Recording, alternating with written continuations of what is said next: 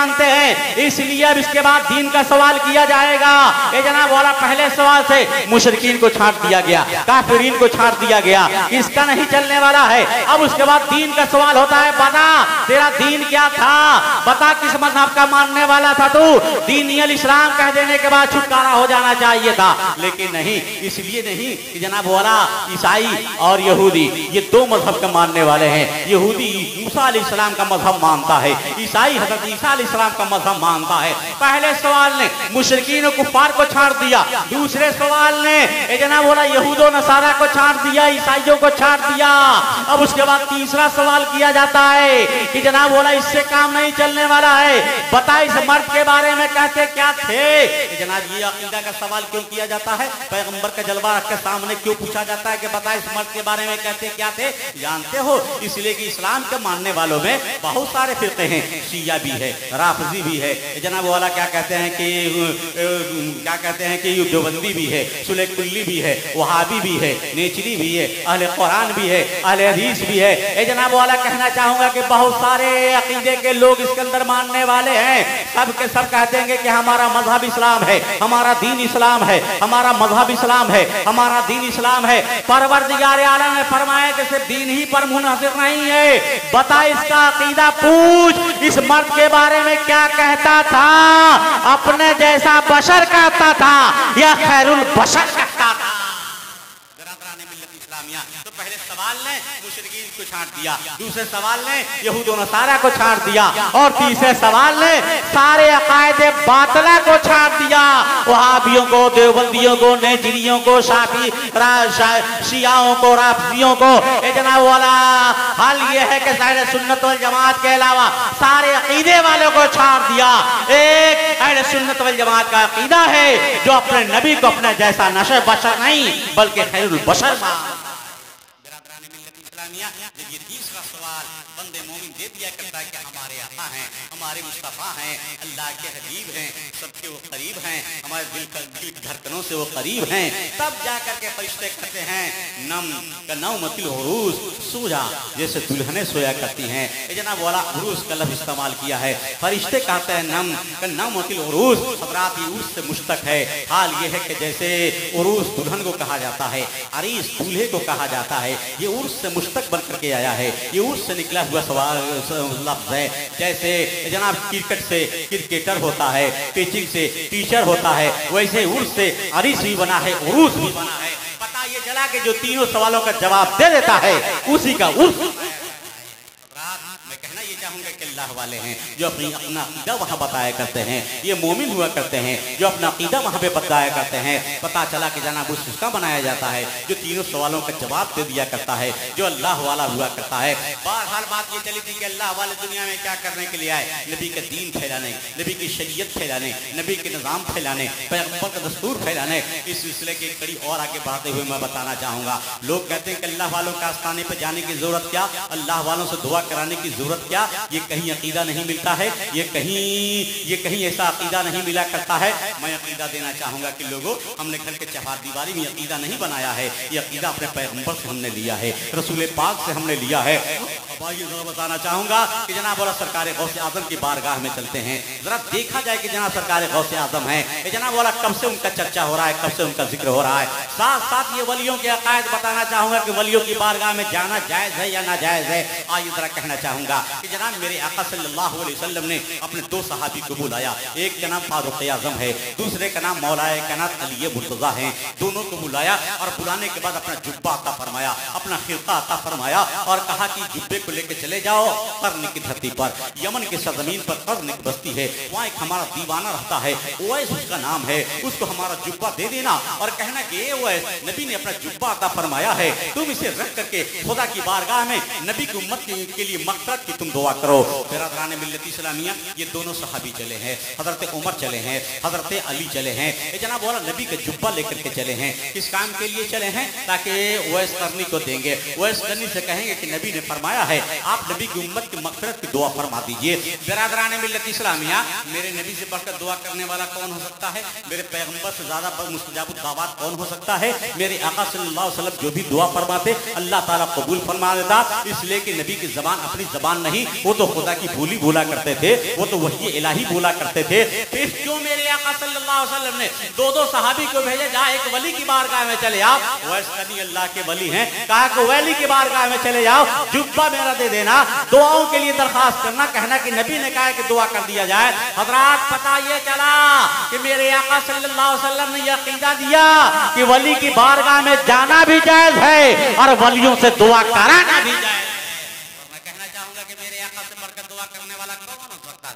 लेकिन जनाब मेरे आका ने अकीदा दिया कि कल क़यामत तक लोग अल्लाह वालों के आस्थाने पे जाते रहेंगे, तो लोग बिदअत का, लोग नाजायज होने का फतवा देते रहेंगे और कहेंगे कि ये नाजायज है, वो नाजायज है, वो नाजायज है। मेरे आका सल्लल्लाहु अलैहि वसल्लम ने आज से 1400 साल पहले ये अकीदा अता फरमाया है। बहरहाल मैं आपसे बताना चाहूंगा कि लोगों तरफ देख लिया जाए, बात आई है ना, 11वीं शरीफ का महीना है, जरा साथ साथ गौसे आजम की भी बातें चले। आइए जरा कहना चाहूंगा कि ये दोनों आदमी लेकर के जुब्बा पहुंचे हैं और पहुंचने के बाद यमन की धरती पर गए, कर्न का पता लगाया, कर्न की धरती पर जाके पहुंच करके लोगों ने कहा, लोगों बताओ उवैस नाम का कौन इंसान यहाँ पे है? लोगों ने बताया एक दीवाना है जो जंगलों में बकरियां चराया करता है। पता आप लोगों ने लगाया, जंगलात में चले गए, जाने के बाद देखा एक दीवाना है जनाब। उसके बाद पता मालूम हुआ कि यही उवैस है। आप लोगों ने जाके सलाम किया और सलाम करने के बाद नबी का जुब्बा फरमाया कि रसूल पाक सल्लल्लाहु अलैहि वसल्लम ने अपना जुब्बा अता फरमाया है। ए उवैस करनी, जितना मुकद्दस पे नाज करो कम है। पैगंबर ने अपने जुब्बा के लिए तेरा इंतखाब फरमाया है, तेरा चुनाव फरमाया है।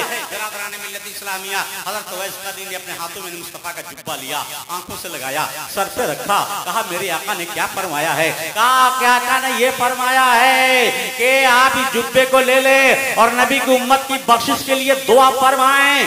बिरादरान मिल्लत इस्लामिया हज़रत उवैस करनी लेके गोद में जुब्बे को रखते हैं, खुदा की बारगाह में हाथों को उठा करके दुआ करते हैं, ए परवरदिगार, ए परवरदिगार, ए परवरदिगार, नबी की उम्मत, मेरे नबी की उम्मत की बख्शिश फरमा दे, मेरे नबी की उम्मत की बख्शिश फरमा दे, मेरे नबी की उम्मत की बख्शिश फरमा दे। हजरात जैसे ही उवैस करनी ने दुआ किया, आवाज आई उवैस करनी, मैंने अपने महबूब की आधी उम्मत को बख्श दिया, मैंने अपनी महबूब की आधी उम्मत को बख्श दिया, मैंने अपने हबीब की आधी उम्मत को बख्श दिया। उवैस करनी ने कहा परवरदिगार, जब आधी बख्श दी तो पूरी बख्श दे। आवाज आई उवैस करनी, आधी उम्मत मैंने तेरी दुआ से बख्शी है, आधी उम्मत अब्दुल कादिर जिलानी की दुआ से बख्शूंगा। बिरादरान मिल्लत इस्लामिया जरा देखिएगा कि शेख अब्दुल कादिर जिलानी ये 5वीं सदी हिजरी में आए हैं और हाल ये है कि जनाब चर्चा कब से हो रहा है, जिक्र कब से हो रहा है, परवरदिगार आलम फरमा रहा है कि अब्दुल कादिर जिलानी आएगा, उम्मत मोहम्मदिया की खातिर वो भी दुआ करेगा, मैं उसकी दुआ से आधी उम्मत मोहम्मदिया बख्श दूंगा। रात में कहना ये चाहूंगा कि जरा देख लीजिए अल्लाह वालों की शान क्या होती है, रुतबा क्या होता है, मकाम क्या होता है, जनाब उनकी अजमतें क्या हुआ करती है, अंदाजा लगाया जा सकता है। बहरहाल मैं आपसे कहना चाहूंगा जनाब वाला औलिया कामिलीन की बात चली है तो वलियों के सरदार की बारगाह में आकर के देखा जाए, सरकार गौसे आजम की बारगाह में देखा जाए। सरकार गौसे आजम फरमाते हैं कि जनाब मैं रसूल पाक सल्लल्लाहु अलैहि वसल्लम का अक्स जमील बनकर आया हूँ, उनका पर्तबे ताम्मा बनकर आया हूँ, उनका मैं आईना बनकर के आया हूँ। यूं तो उलमा फरमाते हैं कि हर वली किसी न किसी नबी का पर्तबे ताम्मा बनकर आया है, अक्स जमील बनकर आया है। गौसे आजम रसूल पाक के अक्स जमील बनकर आए हैं, यानी जिस तरह रसूल पाक सल्लल्लाहु अलैहि वसल्लम के मोजज़ात बेशुमार हैं, उनको शुमार नहीं किया जा सकता, वैसे ही गौसे आजम की करामतें भी बेशुमार हैं, उसे भी शुमार नहीं किया जा सकता है। मिसाल के तौर पर मैं आपको बताऊं, मेरे आका सल्लल्लाहु अलैहि वसल्लम के आने की बिशारत हर पैगंबर ने दिया है, हर नबी ने दिया है, हर रसूल ने दिया है।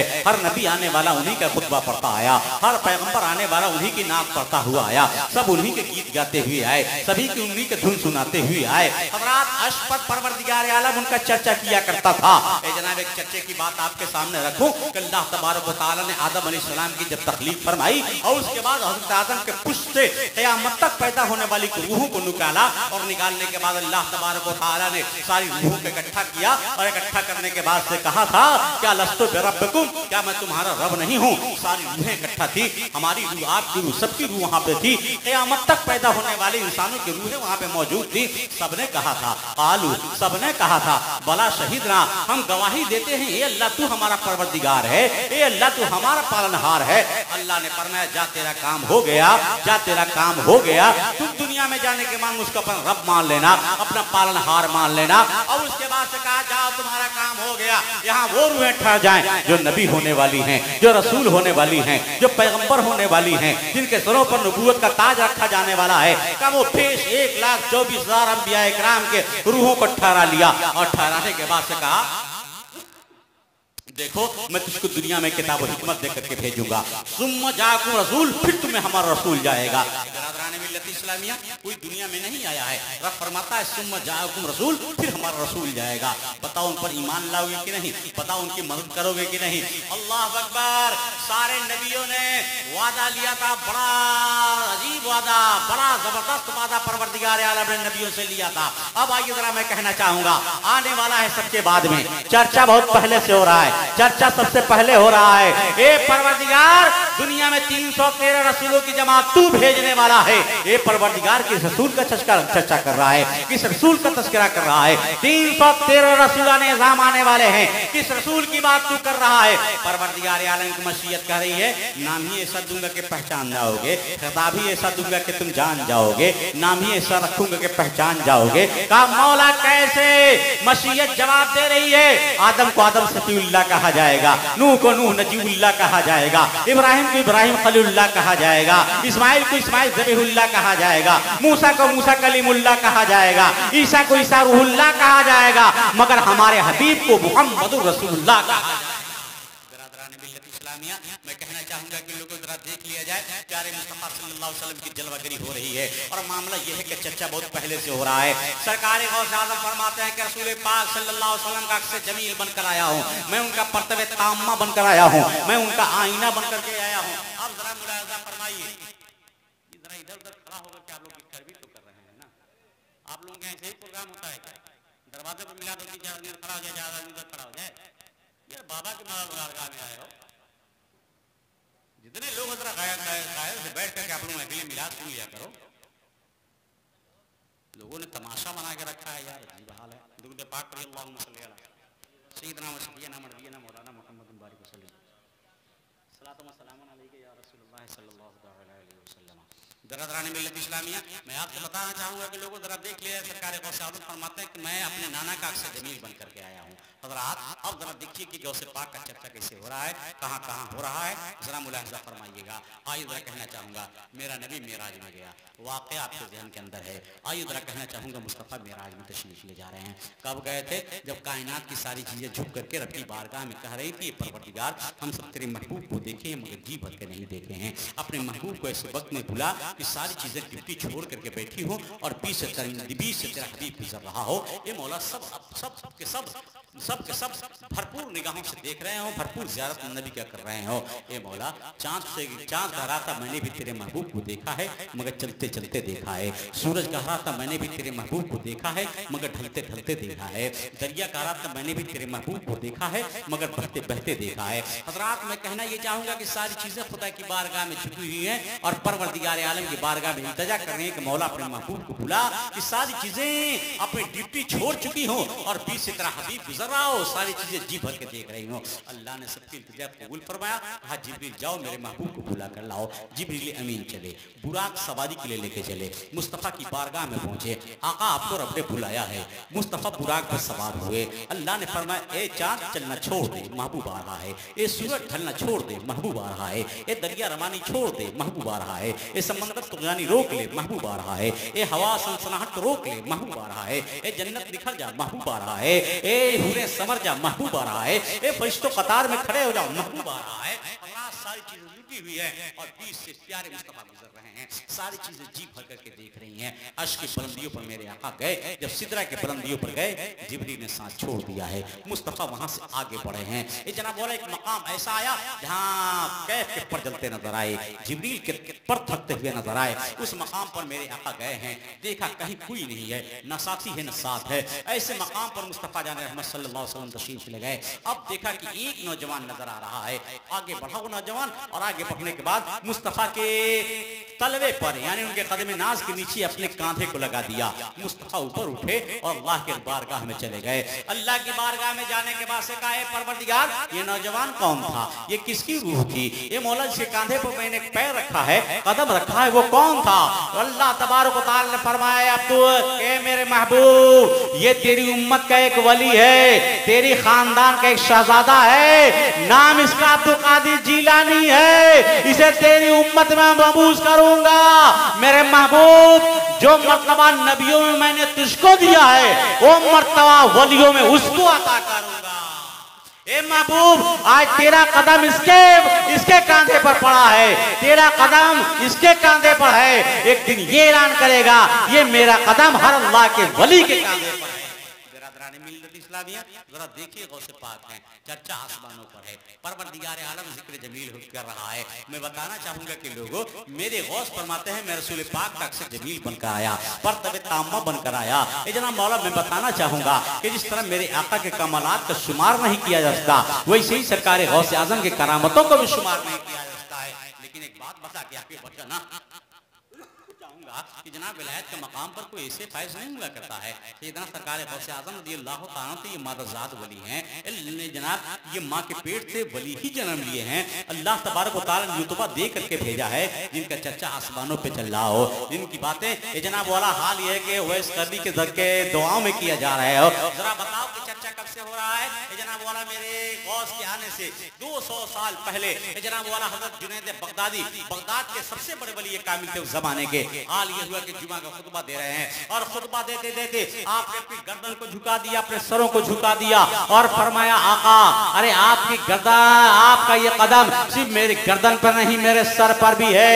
बिरादराने मिल्लत इस्लामिया, जुमा में सारे लोगों ने इस मंजर को देखा, लेकिन जुमा खत्म हुआ तब लोगों ने सवाल किया, हुजूर कभी ऐसा देखा नहीं गया था, आपने अपनी गर्दन को झुकाया है, आपने अपने सर को झुकाया है। फरमाया कि मेरे कांधे पर नहीं, मेरे सर पर भी आपका कदम है, ऐसा मंजर कभी हम लोगों ने देखा नहीं। जुनैद बगदादी ने फरमाया कि लोगों तुझे मालूम नहीं, मैंने कश्फ किया, मेरी निगाहों ने देखा, ईरान में एक शहजादा पैदा होगा, चल के बगदाद की धरती पर आएगा, नाम उसका अब्दुल कादिर जीलानी होगा, इसी मिंबर पे खड़े होकर ऐलान करेगा, ये मेरा कदम अल्लाह के हर वली के कांधे पर है। मैंने आज ही अपनी गर्दन झुका दी है कि आपका ये कदम मेरे कांधे ही पर नहीं, मेरे सर पर भी है।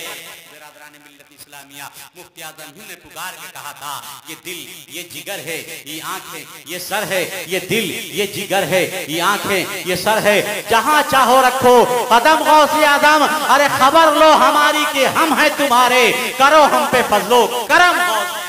ये सरकार गौसे आज़म है, जिनके बारे में आला हज़रत फाज़िल बरेलवी ने कहा था, या रसूलल्लाह तेरी नस्ल पाक में है, बच्चा बच्चा नूर का, तेरी नस्ल पाक में है।